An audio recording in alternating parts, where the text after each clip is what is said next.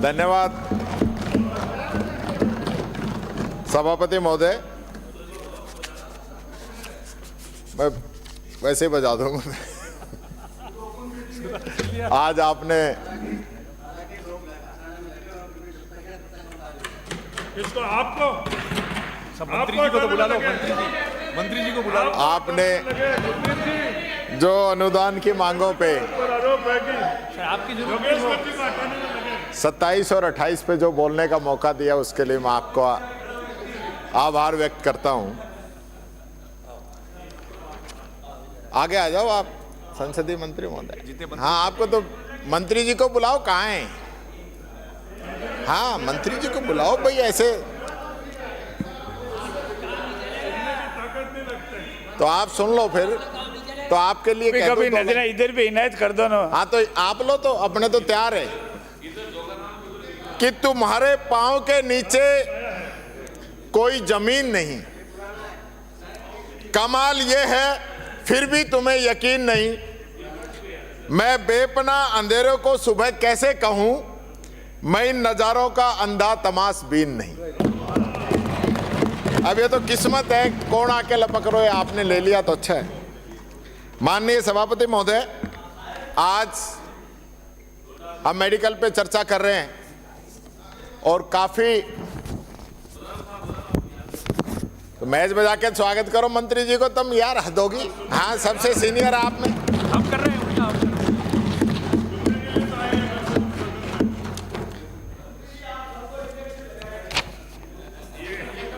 राजस्थान तुमने पुकारा हम चले आए। और जान हथेली पे ले आए।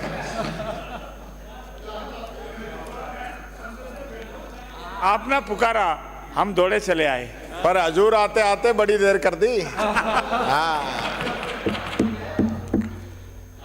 माननीय सभापति महोदय, राजस्थान पूरे हिंदुस्तान के अंदर पहला ऐसा राज्य बना जहां राइट टू हेल्थ जैसा कानून हम लोगों ने बनाया। राजस्थान पूरे हिंदुस्तान के अंदर पहला ऐसा प्रदेश बना जहां 25 लाख तक का इलाज हमने राजस्थान की जनता को दिया। आप लोगों ने खूब कहा कि 25 लाख का कितने लोगों का इलाज हुआ।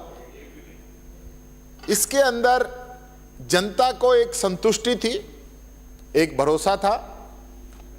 इलाज चाहे 5 लाख का आज हो रहा हो तो सबका 5 लाख का भी नहीं हो रहा, जिसको जितनी जरूरत है उतना इलाज कराता है। लेकिन ये एक भरोसा था कि 25 लाख तक का हमें इलाज पूरे परिवार का मिलेगा। कोई ऑर्गन ट्रांसप्लांट होना है वो होगा। और इस बात की तो पूर्व चिकित्सा मंत्री जी भी ताकीद करेंगे कि इतना अच्छा जो हेल्थ का मॉडल राजस्थान में बना, चाहे पीएचसी हो, सीएचसी हो, मेडिकल कॉलेज हो, सारी स्ट्रेंथ हो, डॉक्टर्स की सैलरी बढ़ाने की बात हो, नर्सिंग स्टाफ की बात हो, यूटीबी की बात हो, जितने नवाचार पिछले 5 साल में हुए हो नहीं सकते।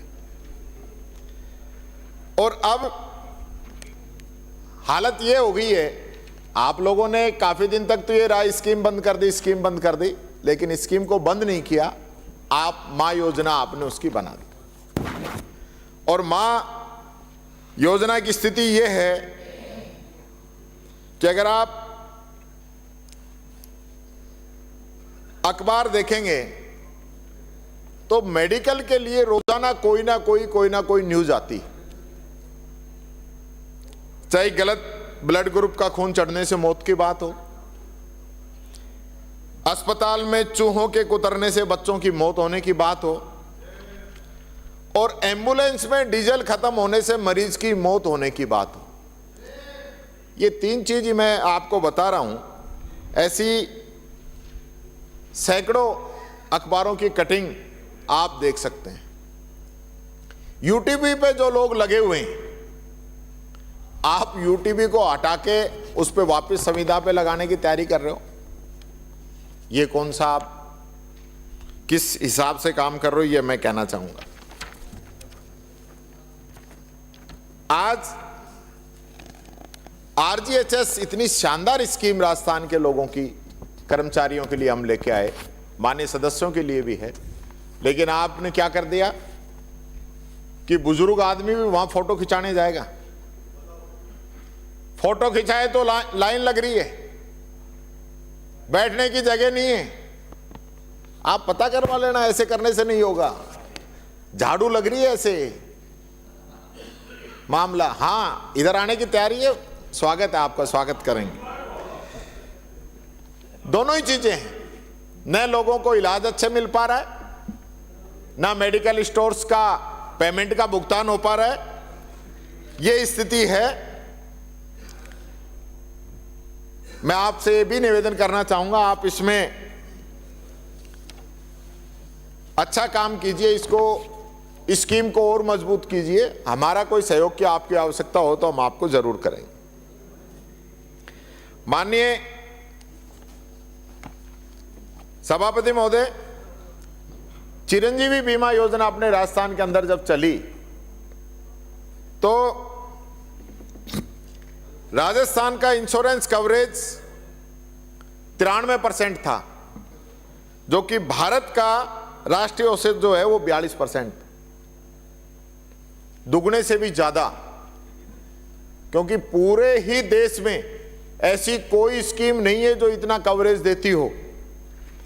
यूपी के अंदर 16% है, महाराष्ट्र में 22% है, पंजाब में 25% है, हरियाणा में 26% है, एमपी में 38% है, और एक मॉडल और चल रहा है गुजरात मॉडल, उसमें 44% है। आप देखिए राजस्थान का हेल्थ कवरेज, आप चाहे कितना भी नकारे, लेकिन यह हकीकत है। चिकित्सा सुविधाओं का ही हमारे समय का यह परिणाम है कि एमएमआर पिछले 2 वर्षों में 28 अंक की गिरावट आई है, जो कि राष्ट्रीय औसत से भी ज्यादा है, और आईएमआर 30.3 रह गई है, जबकि राष्ट्रीय औसत 35.2 है। प्रदेश में 95% प्रसव संस्थागत हो रहे हैं, जो राष्ट्रीय औसत से 7% अधिक है, और 15-16 में जो टीकाकरण की एवरेज कवरेज जो थी 54.8% थी, अब 81% हो गई। ये हमारी 5 साल का जो काम था, जिसकी वजह से हम लोग यहां तक पहुंचे। माननीय, भगवान भरोसे तो ताली बजवा तो रहा था, थाली बजवा रहे थे, वो था भगवान भरोसे। ये काम करने के आधार पे थी। हमने मेडिकल कॉलेज खोलने का, अच्छा था तो वहां क्यों हो? वो अलग कारण है, कभी आपको अलग बताऊंगा मैं। इस चीज से कोई उसका तालमेल नहीं है, वो अलग बात थी। सभी जिलों के अंदर मेडिकल कॉलेज खोले जाएं, ये स्कीम लेके आए मनमोहन सिंह जी। 75-25 का रेशो था, और पूरे देश के अंदर उन्होंने शुरुआत की। आप लोगों ने उसी स्कीम को अडॉप्ट करते हुए, जैसी आपकी आदत है, नाम तो बदल ही दिए, 60-40 का रेशो करके और कह दिया कि हम इसको करवा रहे हैं। फिर भी आपकी सरकार थी 13 से 18 में, जहां सिर्फ 6 मेडिकल कॉलेज और 3 नर्सिंग कॉलेज खोले, और हमने 12 मेडिकल कॉलेज और 29 नर्सिंग कॉलेज खोले। अंतर है। और यही नहीं, 3 मेडिकल कॉलेज ऐसे थे, राजसमंद, जालोर और प्रतापगढ़, जो भारत सरकार की गाइडलाइन पूरी नहीं कर पा रहे थे। इनके लिए राजस्थान सरकार ने अपने पास से इनको खोलने की घोषणा की, बजट स्वीकृत किया, जमीन अलॉट होगी, और आप लोगों ने उसको कैंसिल कर दिया। तो चीज बननी चाहिए या बिगड़नी चाहिए, ये मैंने पहली बार यहीं पे देखा है। आपको एनएचएम में 24-25 में जो पैसा मिला, 20 करोड़ 27 लाख, माननीय मंत्री जी, आप केवल 3.5 करोड़ ही खर्च कर पाए दिसंबर तक। और आपने आयुष्मान आरोग्य मंदिर बनाने के लिए, आप जो कह रहे हो ना, आपने Mahatma Gandhi English medium school खोल दिए। हमने तो कुछ तो सोच के किया होगा। जो बच्चों को वहां एडमिशन लेने के लिए लॉटरी लगानी पड़ रही है। लेकिन आपने तो एक 250 रुपए का पेंट करवाया और आयुष्मान आरोग्य मंदिर खोल दिया। उस मंदिर के अंदर आपने कितना बजट दिया है, कितना पैसा दिया है, वो भी जरा आप जवाब दे, जवाब बता देना। और आपको प्रधानमंत्री Ayushman Bharat health infrastructure mission के तहत 24-25 में 181 शहरी आयुष्मान आरोग्य मंदिर, जो अभी अपन शहरी जनता क्लिनिक कह रहे थे, वो आप लोगों ने इसको भी आयुष्मान कर दिया शहरी, कोई बात नहीं। 181 मिले, आपने मात्र अभी 26 ही पूरे किए। यानी यहां तो आप कह रहे हो मोदी जी के नाम पे ताली थाली बजाएंगे, यहां मोदी जी की योजना की आप लोगों ने तो जो हाथ बैंड बजा रखी है, रेड पीट रखी है, वो आपके सामने ही। फिर आपको टेलीमेडिसिन के लिए दूर दराज के जो इलाके के अंदर हेल्थ की सुविधाएं पहुंचे, उसके लिए 24-25 में 619 करोड़ रुपए का बजट का अनुमोदन हुआ। लेकिन दिसंबर तक मात्र 2.2%, मैडम साहब 2% है, 2% पैसा आप खर्च कर पाए। और तो और पूरी एक साल के अंदर अप्रैल से लेकर दिसंबर तक आपकी निशुल्क दवा योजनाओं के 90 सैंपल फेल हो गए। 90। क्या कार्रवाई की आपने, क्या कार्रवाई की?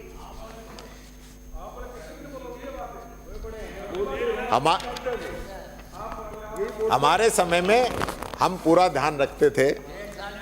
अभी आपको 24-25 में 2411 करोड़ रुपए का बजट मिला, लेकिन आपने दिसंबर तक 1190 करोड़ रुपए माननीय सभापति महोदय खर्च किए। हमने 22-23 में चिरंजीवी के लिए 1850 करोड़ का बजट रखा, पूरा खर्च किया। 23-24 में 2300 करोड़ का बजट रखा, पूरा खर्च किया। 24-25 में आपने 2500 करोड़ का बजट रखा, और जो दिसंबर तक मात्र 1675 करोड़ रुपए ही खर्च हुआ है। तो बचा के कहां ले जाओगे आप? इसका कारण हॉस्पिटल्स के अंदर समय पे क्लेम पास नहीं हो रहे, वो लोगों को मना कर रहे हैं, लोगों को परेशानी आ रही है। ये बात मैं आपसे कहना चाहूंगा। हमारे समय में जब इंश्योरेंस कंपनी क्लेम का पैसे का भुगतान करती थी, जैसे प्राइवेट हॉस्पिटल को, ऐसे ही सरकारी हॉस्पिटल को भी देती, और सरकारी हॉस्पिटल्स के अंदर इससे अच्छी उनकी निजी आय होगी थी, बहुत अच्छा काम वो कर सकते थे। लेकिन आज स्थिति क्या है? आज स्थिति ये है, अगर हम मथुरादास माथुर एमडीएम हॉस्पिटल की बात करें तो उस पे 40 करोड़ रुपए का कर्जा हो गया है।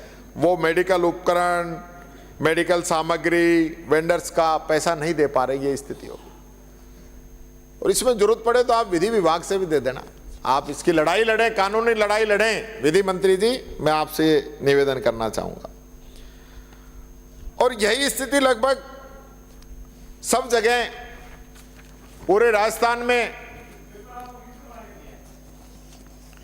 ये वो पेपर नहीं है जो आप सोच रहे हो। आप 22-23 में आरजीएचएस के 1,39,20,347 क्लेम आए हमारे समय में। हमने सबको दे दिया, सिर्फ 12,000 लंबित थे। 23-24 में 1,66,90,184 क्लेम आए, हमने सबको दे दिया, मात्र 80,171 लंबित थे।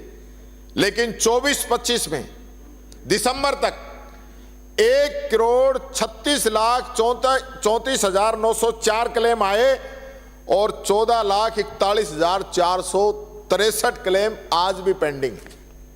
ये स्थिति है। तो इन लोगों का भुगतान नहीं करोगे तो आगे इलाज नहीं करेंगे, इलाज नहीं होगा, पब्लिक परेशान होगी। पब्लिक परेशान हो, आपको कोई फर्क नहीं पड़ता, हमें तो पड़ता है। मानवता के नाते जब आदमी इलाज कराने के लिए जाता है, जब उसकी स्थिति मैंने कई बार देखी है, कई बार मैं खुद भी गया हूं, किसी के साथ भी गया हूं, जब आदमी हॉस्पिटल के अंदर जाता है तो उसको कुछ नहीं दिखता, डॉक्टर उसको भगवान दिखता है और ये लगता है कि ये मेरे को बचा लेंगे, ये सुविधा यहां मिल जाए तो मेरा बचाव हो जाएगा, मेरे परिवार का व्यक्ति बच जाएगा, ये कोशिश रहती है। लेकिन उस समय भी अगर हम इस ओर ध्यान नहीं दें तो फिर कौन ध्यान देगा? जनता ने तो हमें चुन के यहां भेज दिया, जिम्मेदारी हमारी। इसी प्रकार से अभी RUHS के अंदर आपने VC लगाया, फार्मासिस्ट को लगा दिया, फार्मासिस्ट, यानी कि नॉन डॉक्टर को आप लोगों ने VC बना दिया, और वो भी महाराष्ट्र से। तो पूरे राजस्थान में आपको कोई RUHS के लिए VC नहीं मिला क्या सारण साहब? ऐसे नहीं, ऐसे देखो, VC तो आप पूरे राजस्थान के डॉक्टर, और आपके सामने वाली सीट पे माननीय सदस्य हैं, वो भी ये चाहते हैं कि राजस्थान का कोई अच्छा डॉक्टर इसका VC बनता, तो RUHS जो है उस चीज का फायदा राजस्थान की जनता को और अच्छा मिलता है, ये बात मैं कहना चाहूँ। और मेडिकल काउंसिल में जिस व्यक्ति को दूसरे डॉक्टर्स के लाइसेंस जारी करने का अधिकार रजिस्ट्रार बनाकर दिया था, उसके खुद 7 सालों तक का लाइसेंस ही रिन्यू नहीं हुआ, उनको आप बना रहे हो। हमने 2023-24 में CHA के लिए हेल्थ वॉलंटियर्स फोर्स बनाने की घोषणा की थी, आप इसको लागू कीजिए। उन्होंने बहुत मदद की है कोविड के समय में, CHA ने, उनका ध्यान रखिए आप। माननीय मंत्री जी, मैं कहना चाहूंगा, कैंसर एक ऐसा विषय है जो इस राजस्थान ही नहीं, हिंदुस्तान, पूरे दुनिया के अंदर एक इस प्रकार की बीमारी बन गई है, जहां भी गांव में जाते हैं या तो कैंसर या हार्ट अटैक या एक्सीडेंट, ये 3 डेथ ज्यादा हो रही है। बाकी तो जो नॉर्मल डेथ जो होनी है वो कम हो गई, ये ज्यादा हो गई जो ऐसे में हो रही है। इसके लिए मैं आपसे अनुरोध करना चाहूंगा कि इसमें 60-70% जो मरीज जो है लास्ट स्टेज पे, 3rd पे या 4th पे ही आते हैं और उसके बाद कोई पता चलता नहीं। इसके लिए हमने 2000, ये काबू से बाहर रहती है, 2020 में 39,000 और 2022 में 41,000 लोगों की मृत्यु कैंसर से हुई है। हमने इसी वजह से RUHS में हार्ट अटैक से जो हुई है, हार्ट अटैक से रिसर्च करने के लिए कोविड के बाद में, आफ्टर कोविड रिसर्च के लिए, कोविड रिसर्च सेंटर के लिए 125 करोड़ का प्रावधान किया था, पर सरकार बदल गई, आपने रोक दिया। तो इसका खामियाजा प्रदेश को भुगतना पड़ रहा है। इसका भी आप नाम बदल के और इसको भी शुरू कीजिए ताकि इस पे रिसर्च हो और आफ्टर कोविड जो इफेक्ट जनता पे पड़ रहे हैं उसका समाधान हो सके। मैं मां योजना के लिए कुछ सुझाव आपको देना चाहूंगा कि इसके अंदर कैंसर बायोप्सी जो है उसको आप पुनः शामिल करें, मुंह की, जबड़े की, चेहरे की जो कैंसर की बायोप्सी है। RCT को रेगुलर पैकेज में आप जोड़ें, जनता को इसकी जरूरत है। फेशियल फ्रैक्चर के लिए पूर्व में उपलब्ध package open reduction and internal fixation को पुनः जोड़ें। जर्नल डेंटिस्ट्री के पैकेज को पुनः जोड़ें। इम्प्लांट रिमूवल पैकेज को पुनः जोड़ें, ये हटा दिए हैं, ये पहले थे।